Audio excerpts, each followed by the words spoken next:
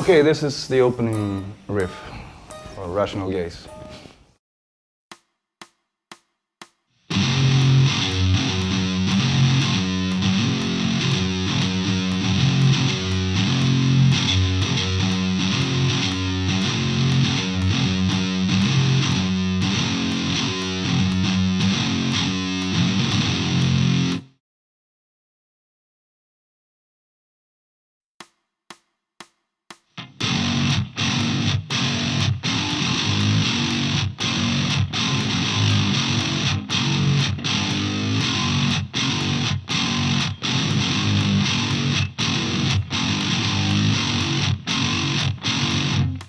Yeah, I mean, the bends are like something that we started using a lot.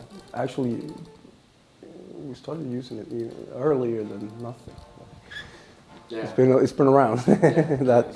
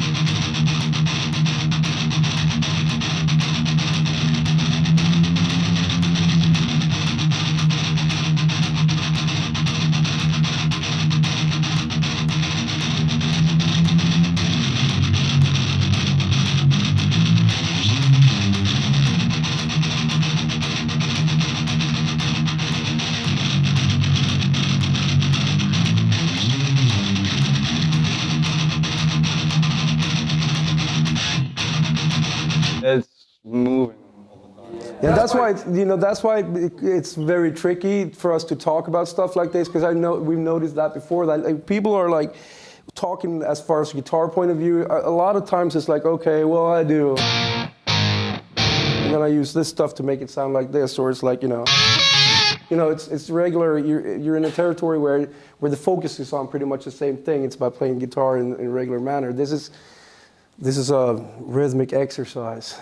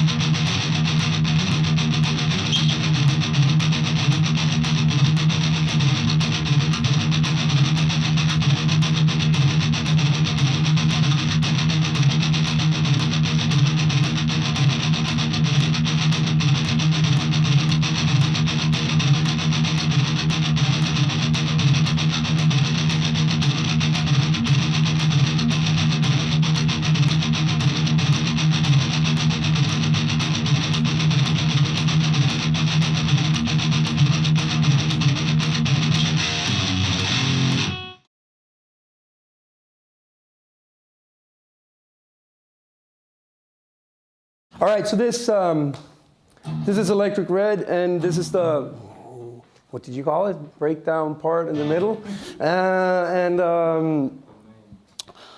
it's where we come in. Happens. Yeah, exactly. This happens.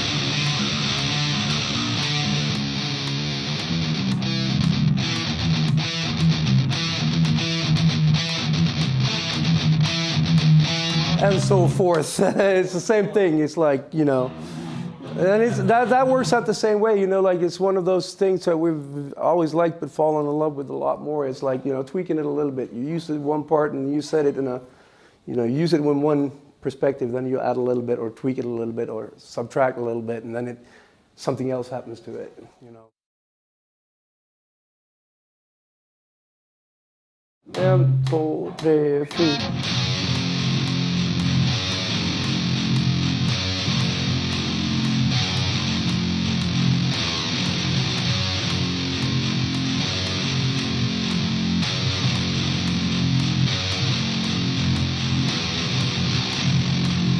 That's like, you know, that's nothing special. It's just the same thing, a simple revolving thing over the 4/4 beat. But then the same thing comes, what you're talking about is when the same thing comes back before the last riff of the song. And what happens is that basically instead of having Thomas play, he goes wild and does whatever drummers do when they feel flashy. And then over that we use like an overdub for a bunch of guitars. So there's actually one melody going and one going, and it's that comes in. So it's like layered on. So it's not really a chord. It's how two different melodies just fall into the harmony of whatever goes on behind it. You know what I'm saying? It's not like a chord or anything. It's just like a dub. So live, like we said, live we don't do that at all. We just focus on the punch of, you know, like the whole, that thing. Yeah. Yeah, and then, yeah, because I mean, the crescendo part, I mean, if you looking back upon it, the reason why it's there and it sounds the way it does is because you're building the crescendo to go into the,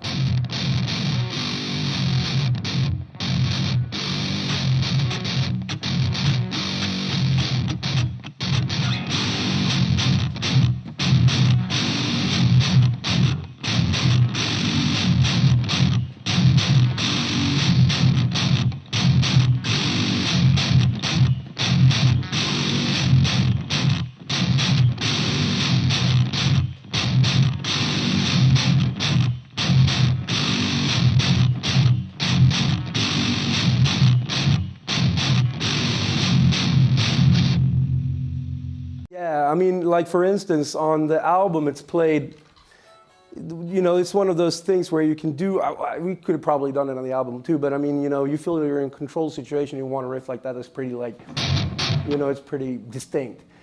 So live we're a lot more, we're playing it better live, but we're playing it sloppier live. You know, I use a lot more notes and it's more, you know, growly than I usually do it because you get that,